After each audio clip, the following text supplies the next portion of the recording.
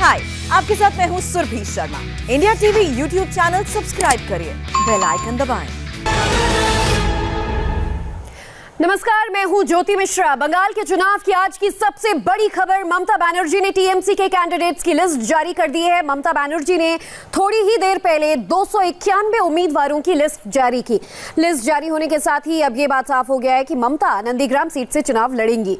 ममता बनर्जी ने अपनी परंपरागत भवानीपुर सीट छोड़ दी है, यानी नंदीग्राम में ममता और शुभेंदु अधिकारी आमने सामने होंगे, उनकी टक्कर तय है। ममता ने आज जो लिस्ट जारी की उसमें एम फैक्टर का बड़ा ध्यान दिया गया है। एम फैक्टर यानी महिलाएं और मुसलमान। ममता ने 42 मुस्लिम उम्मीदवारों को टिकट्स दिए हैं, तो टीएमसी की पहली लिस्ट में 50 महिलाओं के उम्मीदवारों का नाम भी शामिल है। इसके अलावा टीएमसी ने 79 एससी और 17 एसटी कैंडिडेट्स को टिकट दिया है। 294 में से दार्जिलिंग की 3 सीटें जेजीएम के लिए छोड़ी गई हैं। बंगाल चुनाव में जिस सीट पर सबसे बड़ा संग्राम होने वाला है वो होगा नंदीग्राम। लड़ाई है दीदी वर्सेस दादा की। नंदीग्राम में ममता की सीधी टक्कर होगी शुभेंदु अधिकारी से, वो शुभेंदु जो कभी ममता दीदी के सेनापति थे। अब ममता के ऐलान के बाद नंदीग्राम की हवा का रुख क्या है, लोगों का मूड क्या है, ये आप इंडिया टीवी पर सबसे पहले और सुपर एक्सक्लूसिव देखने जा रहे हैं। ममता बनर्जी के लिए नंदीग्राम का संग्राम कितना मुश्किल होगा, जवाब संवाददाता अर्चना सिंह की इस ग्राउंड रिपोर्ट में देखिए। जगह है नंदीग्राम का जलिंघम, जहां पर केमिकल फैक्ट्री लगनी थी। यहां के लोग हमारे साथ हैं, जिनसे बात करके हम जानेंगे कि अब शुभेंदु अधिकारी जब बीजेपी के शुभेंदु अधिकारी होकर यहां पर आएंगे और वो लोगों से वोट मांगेंगे तो लोग क्या कहेंगे, क्योंकि पहले वो टीएमसी के सिपहसालार थे और टीएमसी के लिए लंबे समय तक वोट मांगते रहे हैं। ये बताइए कि शुभेंदु अधिकारी जो यहाँ से चुनाव लड़ रहे हैं वो अब यहाँ आएंगे वोट मांगने, क्या कहेंगे आप लोगों ने?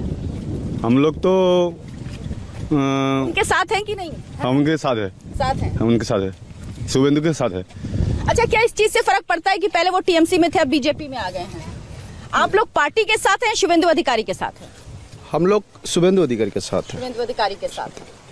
अच्छा, यहाँ पर क्या हुआ था? यहाँ पर जब केमिकल फैक्ट्री लग रही थी जलिंघम में, उस समय क्या हुआ था? शुभेंदु अधिकारी की क्या भूमिका थी, उनके परिवार की क्या भूमिका थी?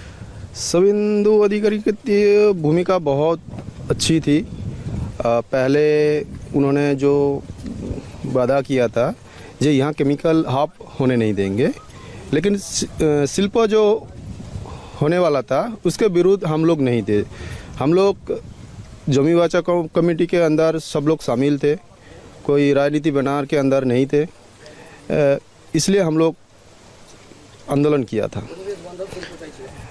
लेकिन क्या हुआ, अभी कोई शिल्प नहीं आया और कुछ उन्नयन नहीं हुआ। मतलब लोगों को शिकायत है कि ये लोग कह रहे थे यहाँ केमिकल फैक्ट्री ना लगे, लेकिन उद्योग के खिलाफ ये नहीं थे, लेकिन अब इनकी शिकायत है कि यहाँ कोई उद्योग नहीं लग रहे हैं। ममता बनर्जी भी यहाँ से चुनाव लड़ेंगी और शुभेंदु अधिकारी भी होंगे, दोनों आमने सामने होंगे। टक्कर कैसी होगी? अच्छा होगी। अच्छा होगा। अच्छा होगी। तो लेकिन लोग यहाँ के किसके साथ होंगे? शुभेंदु अधिकारी के साथ होगा, दादा के साथ होगा, मोदी जी के साथ, बीजेपी के साथ।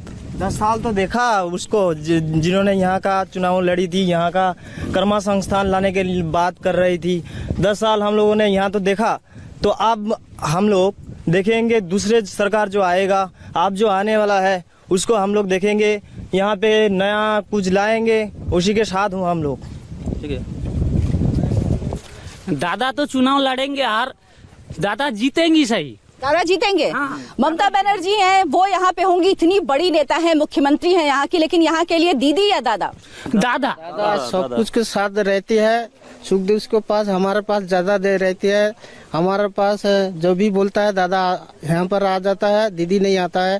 दीदी जब भी मन पड़ता है तभी आता है। यानी लोगों को ये भी शिकायत है कि दादा यानी शुभेंदु अधिकारी यहाँ पर आते हैं लेकिन दीदी यहाँ पर नहीं आती। ये भी हो सकता है कि दीदी ने जिम्मेदारी दादा को दी है, इसलिए वो यहाँ नहीं आती हो। नहीं, दादा सब कुछ देखता है। वो दादा तो देखभाल जरूर करता है, दीदी तो यहाँ पर आता ही नहीं। अच्छा, ये बताइए कि आप लोग किसको वोट करेंगे इस बार? दादा को। दादा को। दीदी सामने होंगी, उससे फर्क पड़ता है? हाँ, दीदी तो इधर आता नहीं, वो आदमी का क्या दुख लेता है। वो दादा आएगा तो समस्या मिट जाएगा। दादा आएगा तो समाधान होगा। लेकिन पहले दादा टीएमसी के लिए आते थे, अब बीजेपी के लिए मांगने आएंगे, कुछ फर्क पड़ेगा? इधर तो दादा बीजेपी इसलिए आया तो टीएमसी सरकार का कोई उन्नयन नहीं हुआ, इसलिए दादा तो बीजेपी में आ गया। और 2007 साल में इधर दादा ही मुख है, दादा ही इधर आंदोलन का एक बड़ा सैनिक है। और दादा का साथ था, दादा का इधर साथ था एक सैनिक, वो मर गया अभी, निशिकांत मंडल, उसका बेटा भी है हम लोग का साथ, अभी दादा का साथ चला आया बीजेपी करने के लिए।